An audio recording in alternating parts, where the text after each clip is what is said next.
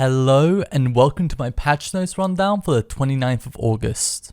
This week we have another batch of quality of life updates for Necromancy, including a significant buff to Threads of Fate, followed up by a surprising announcement that I'll briefly touch on at the end of the video. Without further ado, let's get right into it. Dodging an attack will now trigger auto-retaliate. The 4-hour buy limit of Congealed Blood has been increased from 1000 to 5000. The Ritual minigame tab now shows the output as affected by any multipliers, such as multiply glyphs and the Tome of Threads of Fate cooldown has been reduced from 60 seconds to 45 seconds. Threads of Fate duration has been increased from 4.8 seconds to 6.6 seconds. The increase of duration shouldn't change much, as previously 2 single target burst abilities was usually enough for most meta slayer mobs and bossing scenarios, but it does give a massive advantage in any case where 2 abilities wasn't enough, in cases where you're killing high HP slayer mobs or soloing group boss encounters. The cooldown reduction, however, is a much more notable buff, as it allows you to hit your AoE bursts much more often. This will be a direct buff to active Slayer, but I've not investigated whether it will change any boss rotations. Dying on the ritual site will now spawn your gravestone at the entrance to the site. Duelist Cap can no longer be used to transform on the ritual site. Hopefully this will be the last we'll see of ways people have been griefing at the ritual site. Hardcore Iron players will no longer drop all their items on death. They instead follow the exact same rules as normal deaths, even though they still lose a life. They will now be sent to Death's office along with all their items, which can be reclaimed for the standard fee.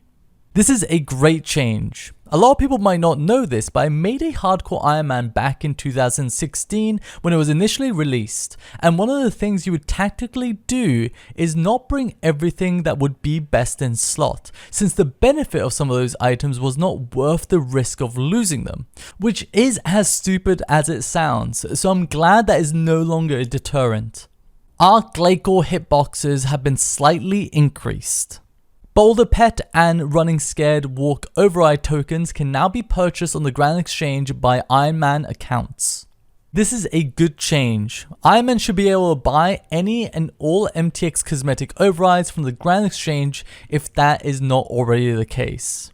Protein Enhancer and Prolonger buff icons now match the items used to give them. Players are now able to join others via the friends chat list.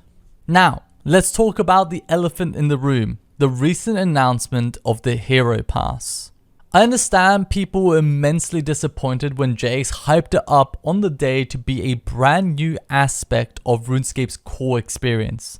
Expecting a major new content release, we got an MTX rework. Even though I myself was disheartened by the reveal, at the end of the day it was a mismarketing mistake.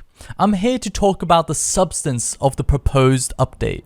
The first worry I have is the fact that on numerous occasions they mentioned that they were unhappy with how quickly players were completing the Yak track, and that daily challenges were too quick to complete considering how much XP they yielded. Everything made it sound like they wanted to make it more grindy, which in my opinion is one of the biggest problems of RuneScape. It feels like they never stop to consider whether it will be fun to grind certain pieces of content to the extent that they incentivize players to do so. Engagement rates are an important stat in every business, but a lot of time it feels like they're making their decisions solely based on engagement rates, which is never a good thing.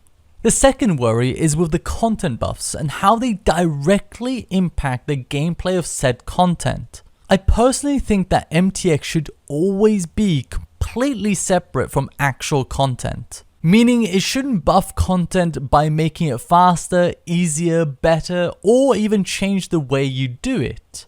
It's fair to say that these proposed buffs aren't that big of a deal, but it's more about the precedent it sets.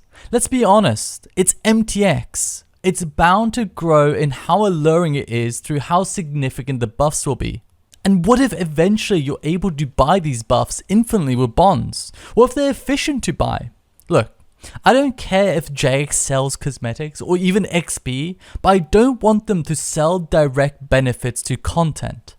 And that's it for this week's patch notes. Hopefully they'll be willing to listen to feedback amongst the current chaos to adjust a lot of the proposed structure and rewards. Anyways, that's it from me. Thank you for watching and take care.